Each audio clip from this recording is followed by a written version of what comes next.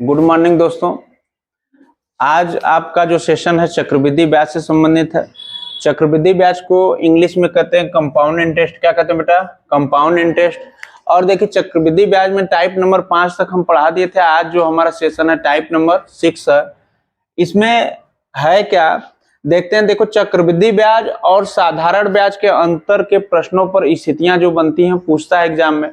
तो 3 स्थिति के प्रश्नों के बारे में पूछता है कि पहली जो स्थिति रही हमारी, किसी धन का विशेष दर से 1 वर्ष के साधारण ब्याज तथा उसी धन का उसी दर से 1 वर्ष के चक्रवृद्धि ब्याज में कोई अंतर नहीं होता। जैसे देखो साधारण ब्याज का जो सूत्र हम लिखवाए थे, क्या लिखवाए थे? PRT बटे 100, यही ना लिखवाए थे जी। और चक्रवृद्धि ब्याज के सूत्र लिखवाए थे हम P1 + R/100 के पावर क्या था? T था। तो यहाँ पे देखिए जो हमारा टाइमिंग था 1 वर्ष, अगर ये भी दे रहा है, ठीक है, और इसका भी 1 वर्ष है, तो समझ जाना कि इसका साधारण ब्याज जो निकलेगा, SI बराबर होता है ना, तो साधारण ब्याज जो भी निकलेगा, साधारण ब्याज और चक्रवृद्धि ब्याज, कंपाउंड इंटरेस्ट और सिंपल इंटरेस्ट सेम होगा। जैसे मान लो इसका अगर 15 आ गया तो इसका भी 15 आएगा, इसका 20 आएगा तो इसका भी 20 आएगा। बात समझ रहे हो? अगर 1 वर्ष दिया है दोनों में तब। डिफरेंट समझ गए? अंतर समझ गए? किसी को दिक्कत? ठीक है। अब आते हैं हम लोग स्थिति नंबर 2 पे। कौन सी स्थिति पे बेटा? स्थिति नंबर 2 पे। स्थिति नंबर 2 हमारी है 2 वर्ष के चक्रवृद्धि ब्याज और साधारण ब्याज के बीच अंतर ज्ञात करना। अब देखिए इसमें क्या रहेगा? 2 वर्ष रहेगा। देखिए हम साधारण ब्याज का सूत्र आप लोगों को लिखवाए थे PRT बटे 100 और चक्रवृद्धि ब्याज का कंपाउंड इंटरेस्ट का सूत्र लिखवाए थे P1 + R/100 के पावर क्या लिखवाए थे? T। ठीक है, यही लिखवाए थे।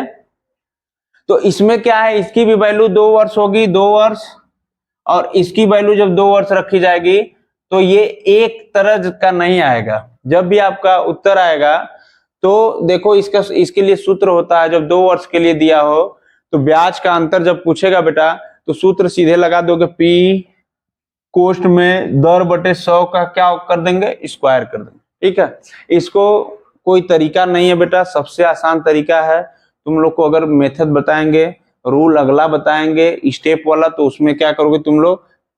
दिक्कत हो जाएगी। ठीक है, बहुत बड़ा होगा। इसीलिए इस सूत्र को याद कर लो अभी से। जब भी 2 वर्ष का चक्रवृद्धि ब्याज साधारण ब्याज के बीच अंतर पूछे तुरंत लगा दो P कोष्ठ में R बटे 100 का स्क्वायर कर दो।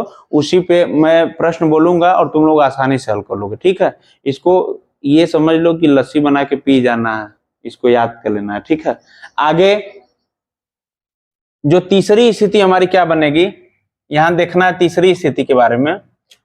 तीसरी स्थिति जो बनती है बेटा, ज्यादातर 1 वर्ष पे पूछता है क्वेश्चन चक्रवृद्धि ब्याज साधारण ब्याज में, 2 वर्ष पे पूछता है और 3 वर्ष में पूछता है। इससे बाहर कहीं प्रश्न बना?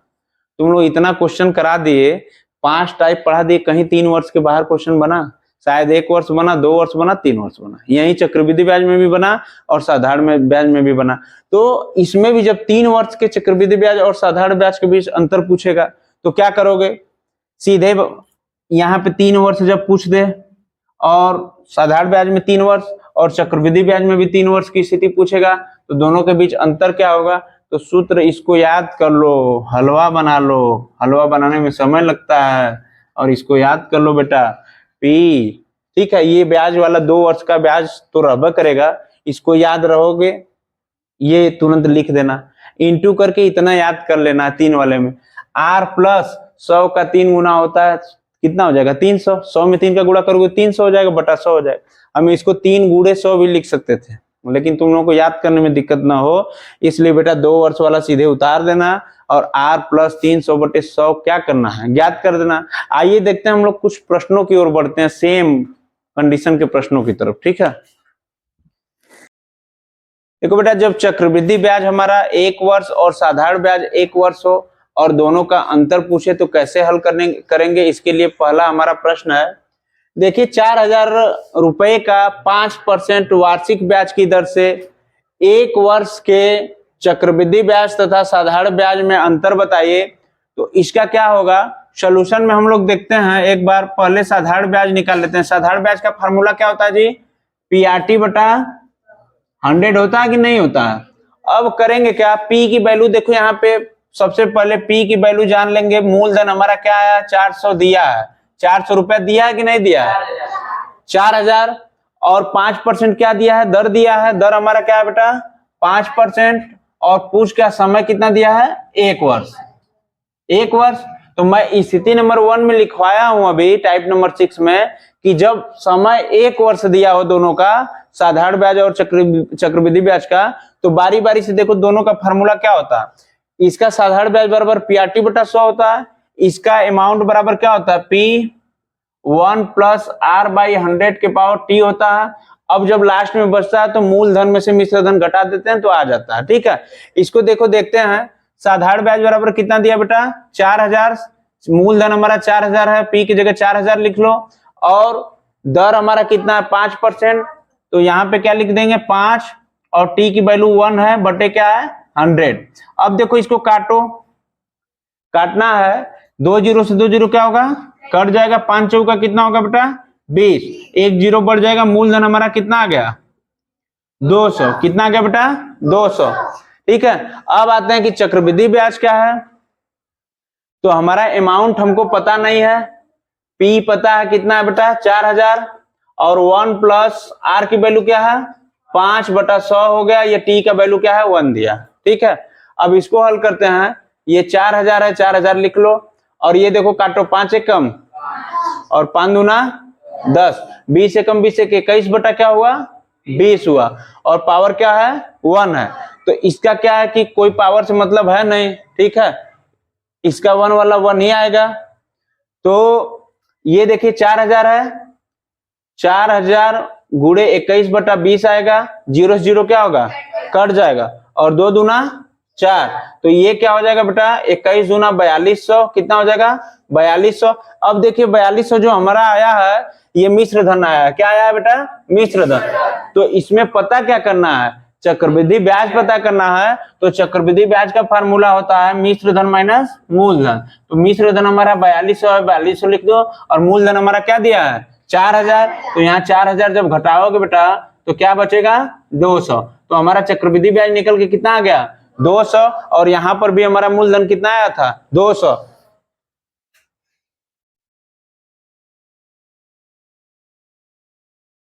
देखिए स्थिति नंबर हमारी जो 2 थी, चक्रवृद्धि ब्याज और साधारण ब्याज का अंतर था 2 वर्ष का निकालना था। ठीक है, 1 वर्ष का बता चुके हैं, अभी 2 वर्ष का बताना है।